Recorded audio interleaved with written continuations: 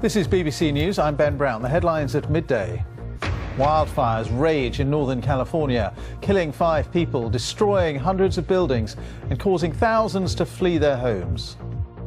We weren't told we were in danger. This was like you see in the movies with tornadoes. I mean, one minute it's fine, the next minute everybody's screaming. Trolls who go online to intimidate election candidates and campaigners could be barred from public office under new government proposals.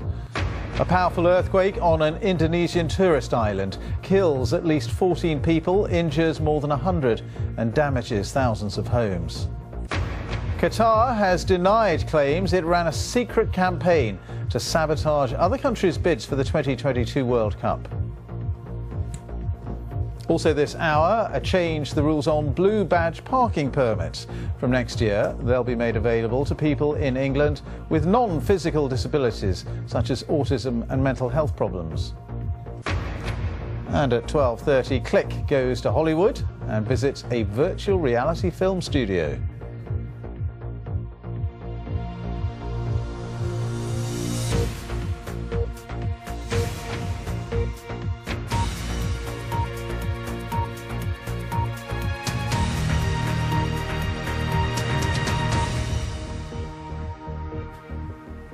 Hello, good afternoon. 5 people have died and tens of thousands have fled their homes as huge wildfires continue to rage across the US state of California. Firefighters say they're struggling to contain about 130 separate blazes. The governor of California has requested federal aid and declared a state of emergency in 3 more counties. Well, almost 40,000 people have already left their homes in the city of Redding in the north of California. Those remaining have been urged to leave immediately. Thousands of firefighters are dealing with what have been described as tornadoes of fire. At least 500 buildings have been destroyed, with thousands of homes still under threat. Lebo DeSecco reports. They call them tornadoes of flames, spinning whirls of fire powered by gale-force winds, so powerful they suck in cars, trees, homes, people, anything in their path. In its wake, families are left devastated. Ed Bledsoe was looking for his great-grandchildren, James and Emily, aged 4 and 5, along with his wife, Melody. They've since been found dead. Residents say they should have been given more warning to evacuate. We weren't told we were in danger. This was like you see in the movies with tornadoes. I mean, one minute it's fine, the next minute everybody's screaming. Firefighters have battled to contain the blaze since it began on Monday, apparently after a car malfunctioned. It's since destroyed an area larger than the city of San Francisco, and tens of thousands of people have had to leave their homes. Firefighters say it's unlike anything they've seen before. Every single person that I've talked to so far has made the mention that I don't know why it's doing what it's doing. It's burning differently. It's burning more aggressive than it has in years past. And I know we say that every year, but it's unprecedented. In California alone, more than 9,000 firefighters are battling 7 big blazes. But it seems that nature may be against them. More hot, dry weather is forecast for the coming days, which could well make the fire even worse. Lebo DeSecco, BBC News. Online trolls who intimidate election candidates or campaigners could be barred from public office. The government's considering the move after a report found that social media abuse was rife in last year's general election. Extreme intimidation cases are already punishable with a jail sentence.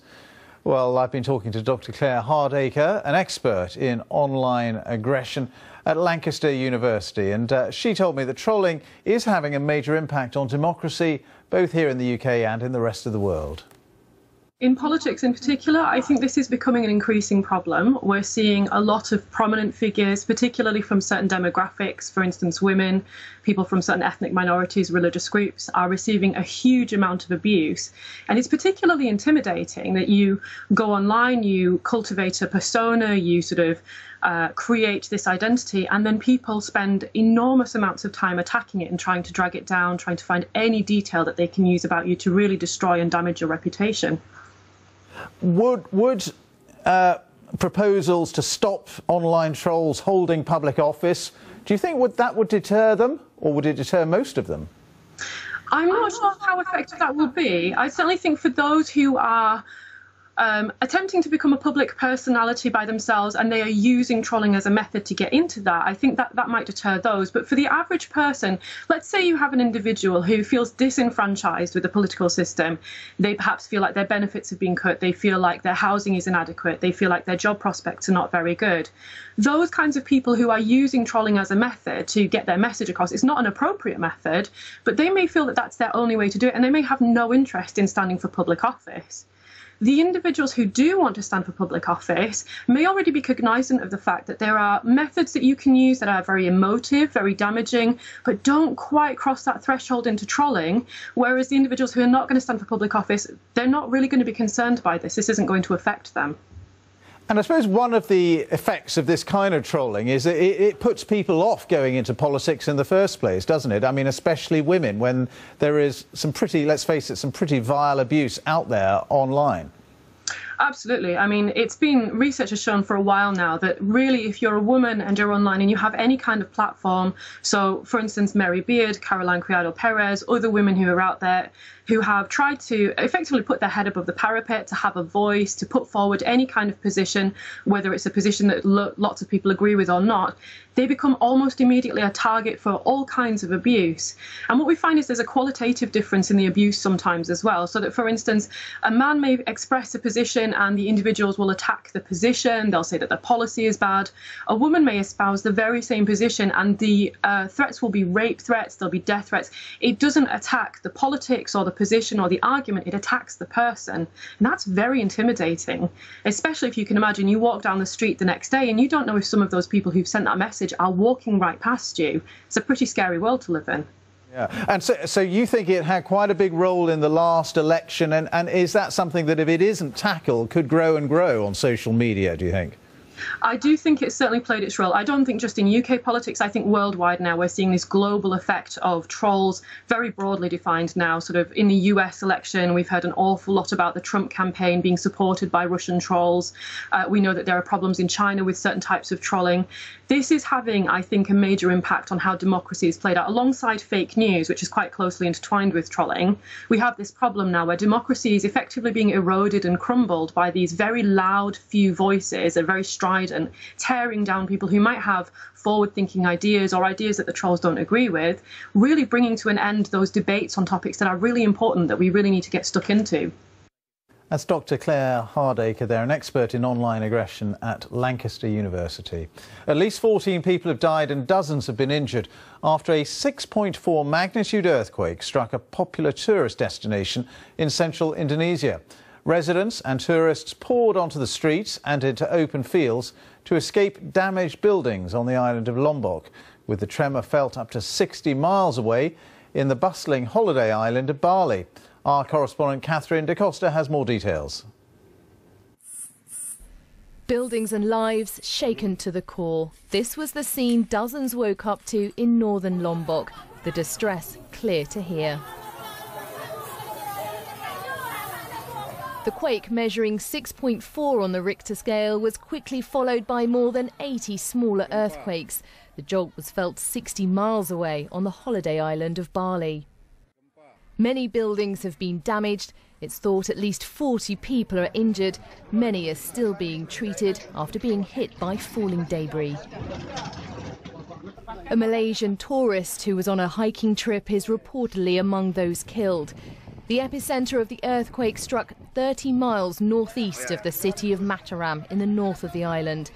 Indonesia is prone to earthquakes. It lies on what's called the Ring of Fire, the line of quakes and volcanic eruptions that circle virtually the entire Pacific Rim.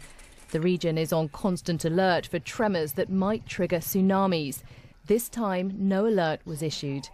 The country's disaster agency says the main focus now is evacuation and rescue. At least 13 people are known to have lost their lives.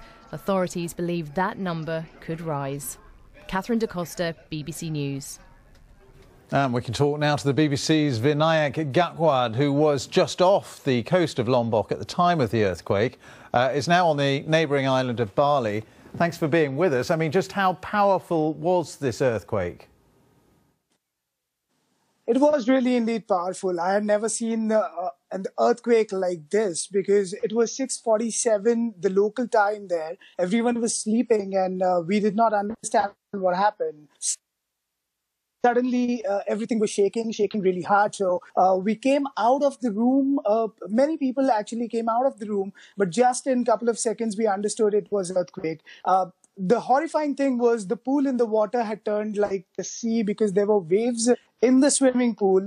We had never seen that. So we ran out of the hotel to the safe ground. The locals actually were really worried because the structures here in Lombok, or rather the Gili Islands where I was, they are made of bamboo and wood. So they were really worried that these structures or the houses might fall down, but fortunately nothing happened of that sort. The tourists like me also, they were worried because the only mode of transport from the Gili Islands to the mainland of Lombok is by boat, the fast boats and the speedboats. But after the earthquake, many feared that there would be tsunami, but the locals assured that there will not be tsunami. They had checked with the local administration. The fishermen on the island, they also said, looking at the sea, that the sea is very cool and calm, so no tsunami would turn up. And that was the only time, we could not think much, and we had to trust them. So everyone trusted them. The best part was the locals were really very calm and supportive because the tourists were panicking a bit. It was a major earthquake, and the aftershocks also happened after 30 minutes or so. The aftershocks also lasted for 15 seconds, and that was a big of a time actually. So the locals assured the tourists, they calmed them down, and they said, all of us who were traveling from the Gili to Lombok, they assured that we reached Lombok really well. The other thing, when I reached Lombok, the person who had come to pick me up, he said that his village, which was far from the point where I landed in Lombok, that was affected. The houses have broken, the roofs had fallen down. So the devastation was there, but we did not know. It was really early in the day. So we really did not know that what was the magnitude of it. We only got to know when I really came to the Lombok International Airport after 3 hours when we got good internet. And then we could understand that what has actually happened. Fortunately, the Lombok International Airport was functioning well. All the flights were on time, so there was nothing panicky at that moment. Yeah, and we were seeing some pictures of casualties being treated out in the open under tents. There do seem to have been a large number of casualties.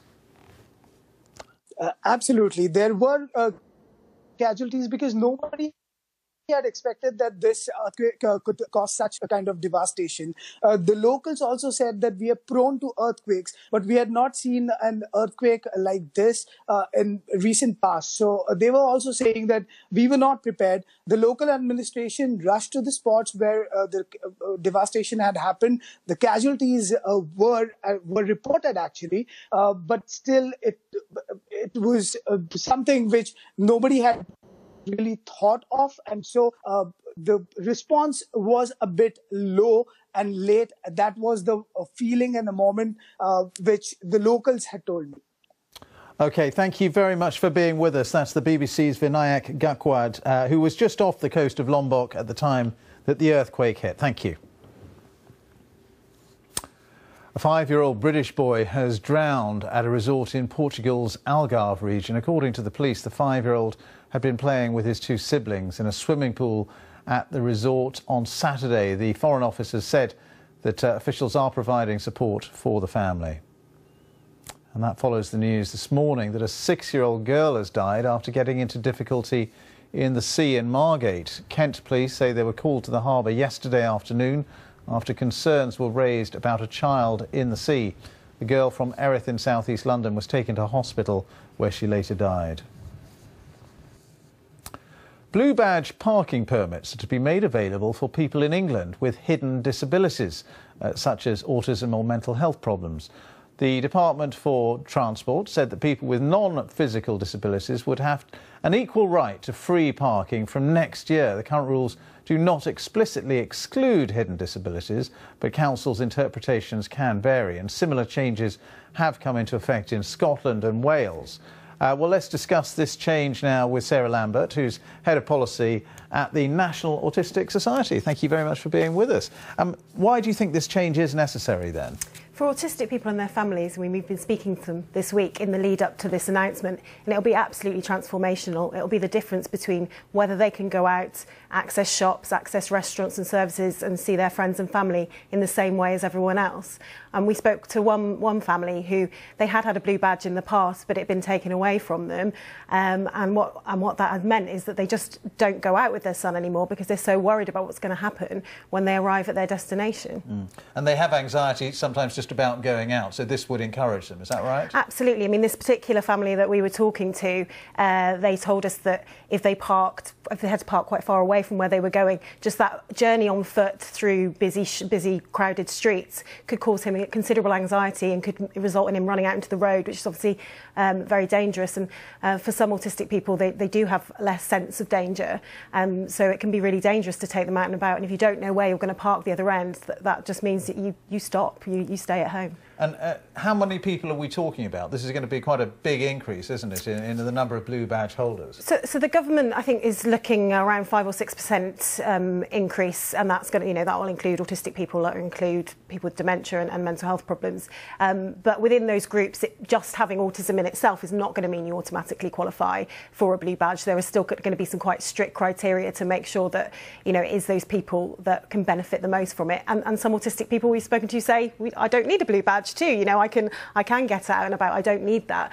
But there are a group of people that can really benefit from this. So it's why we're absolutely delighted that the government's made this change. And I know sometimes in the past, blue badge holders have been accosted by people, frankly, and said, why are you parking there? Why have you got a blue badge? And if you haven't got an obvious disability, could there be problems, do you think, with members of the public walking past and saying, why on earth have you got a blue badge? We do have concerns about that. I mean, at the National Autistic Society, we're always trying to do lots every day to make sure that we can raise awareness of autism amongst the general public, which, is one of the most important things that autistic people and families say they want us to do.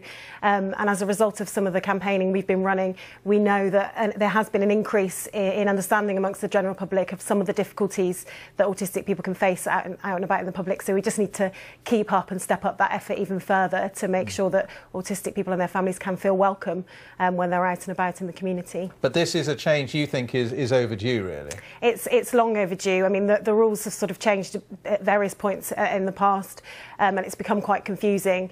So we've been campaigning for years to just make it much more clear that autistic people and their families can access a blue badge. And when would this come into effect, do you think? There does need to be a regulation change. So the regulation that underpins who does and doesn't get a blue badge dates back to the 1970s, which is why it's so long overdue. Our understanding of disability at that point was substantially different. So there does need to be a new regulation laid before Parliament, which hopefully we urge the government to do as quickly as possible. All right. Thanks so much for coming in. Sarah Lambert, the Head of Policy at the National Autistic Society. Thank you. Thank you.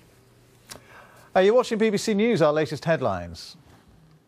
Wildfires in Northern California kill 5 people, destroy hundreds of buildings and cause thousands to flee their homes. Under new government proposals, trolls who go online to intimidate election candidates and campaigners could be barred from public office. And a powerful earthquake on an Indonesian tourist island kills at least 14 people, injures over 100 and damages thousands of homes.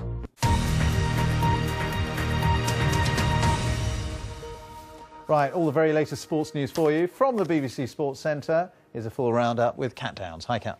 Hi, Ben. Thanks very much. Good afternoon. Team Sky's team principal, Sir Dave Brailsford, has told the BBC this morning that Geraint Thomas's impending Tour de France win was planned back in December and that their idea was to have him peak just in time for the race. Well, it's worked. He'll become the 3rd Briton in 6 years to win the most prestigious Grand Tour. And our reporter Joe Curry is near the finish line in Paris for us. So, Joe, when can we expect those images of Team Sky, Geraint Thomas and his teammates riding down the Champs-Élysées arm in arm? Well, we're now around about 5 hours before the riders reach Paris. 5 p.m. UK time will be the time that they get here, roughly. As race leader Geraint Thomas will lead the procession of cyclists down the Champs-Élysées here in Paris. Tradition actually says that as it's the final day, it's not really a proper stage of the Tour de France, and no one attacks the yellow jersey. So, as you mentioned there, in previous years, we've seen winners such as Bradley Wiggins and Chris Froome link arms with their Team Sky teammates, have a glass of champagne along the way, wave to the crowds, joke around a little bit. And it's something I think we'll expect to see again this afternoon when Geraint Thomas comes down here to claim his maiden Tour de France title. But before all that, in a couple of hours' time, we have something called the Caravan that comes through first. And what that is, it's a procession of official Tour de France vehicles, all branded up cars, vans, trucks. There are people hanging out the windows off the back of the trucks, throwing freebies to the crowds. The supporters lining the route absolutely love it. Now, they're not starting to queue up just yet here on the Champs-Élysées, but by the time that the caravan comes through, this place will be absolutely packed, and it should be rocking as well. So it will, obviously, it's the end of the Tour, 3.5 weeks of gruelling racing, but what kind of reception do you think that Team Sky will get after, you know, all these allegations of doping? They've had all these rumours circulating around the team. They're not going to be universally popular winners, are they? No, that's probably a fair way to sum it up. Right from the start of this tour, Team Sky, all of the riders have come up against quite a hostile French crowd. From day one, they've been booed. They've been booed all the way along the route. Chris Froome has been spat at, the car's had eggs thrown at it, and it's all because they can't shake off these doping rumours that have dogged them for the last couple of years, despite nothing being proven. Chris Froome, the defending champion up until today, had been facing an anti-doping case after returning a test which showed more than he had the allowed level of salbutamol, which is an asthma drug, in his urine. That was after last year's Vuelta race, a race he actually went on to win. That case was dropped before the start of the Tour de France, but it doesn't seem to impress the French crowd, and there has been quite a mixed reaction all the way along the route. And I think here in Paris there will be a mixture of cheers and boos when they get in here about 5 p.m. UK time.